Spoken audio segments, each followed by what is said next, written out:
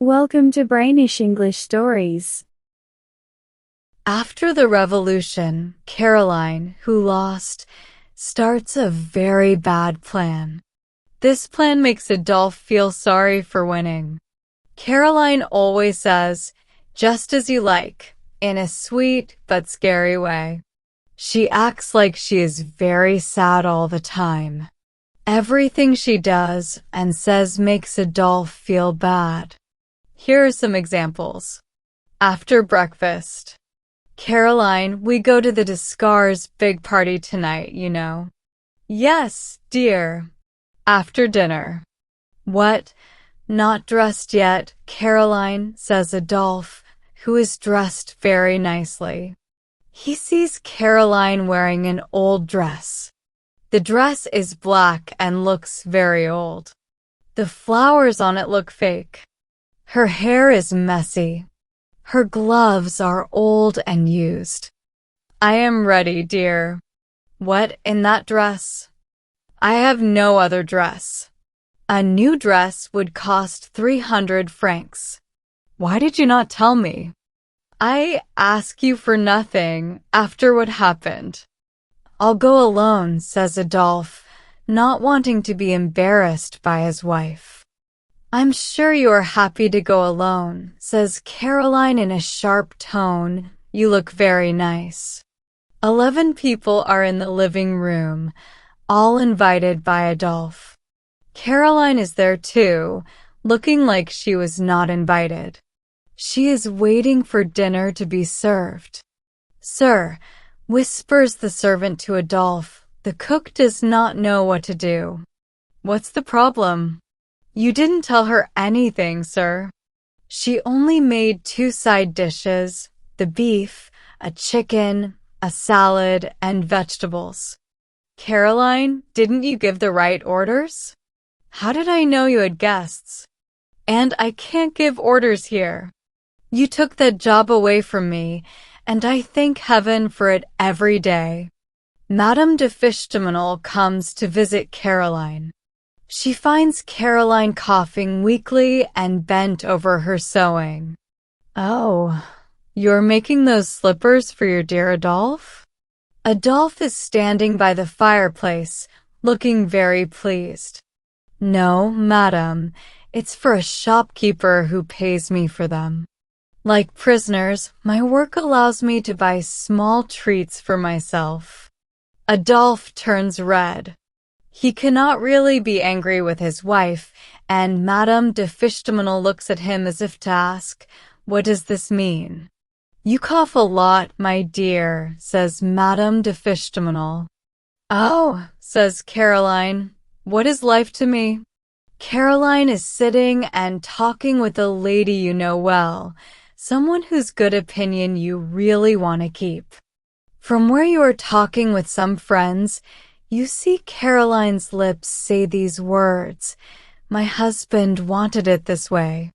She says it like a young Roman woman going to be eaten by lions. You feel deeply hurt and want to hear what she is saying while also listening to your guests. You give strange replies, making your guests ask, "Why? What are you thinking of?" You have lost track of the talk and fidget nervously, thinking, "What is she telling her about me?" Adolphe is having dinner with the Descartes. 12 people are at the table, and Caroline is sitting next to a nice young man named Ferdinand, who is Adolphe's cousin. Between the first and second course, they talk about being happy in marriage. "There is nothing easier than for a woman to be happy," says Caroline to a woman who complains about her husband.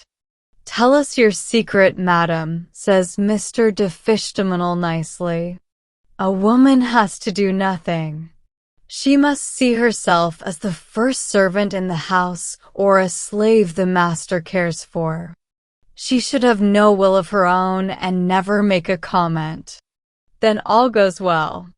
She says this in a bitter tone and with tears in her voice, making Adolphe look closely at his wife.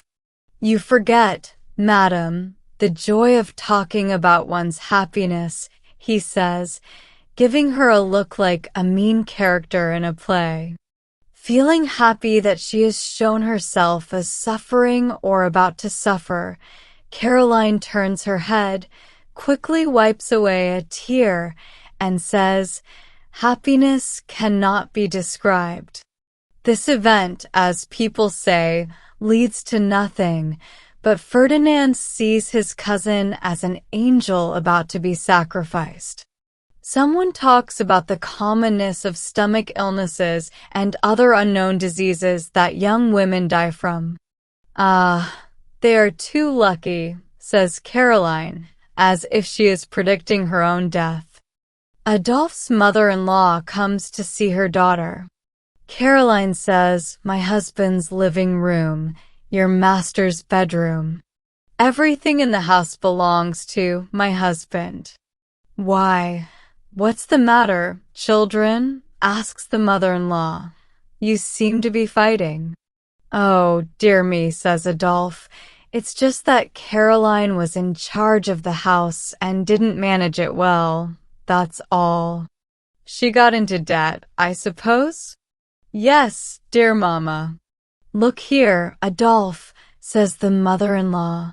"After waiting to be alone with her son, would you prefer my daughter to be nicely dressed and everything to go smoothly without it costing you anything?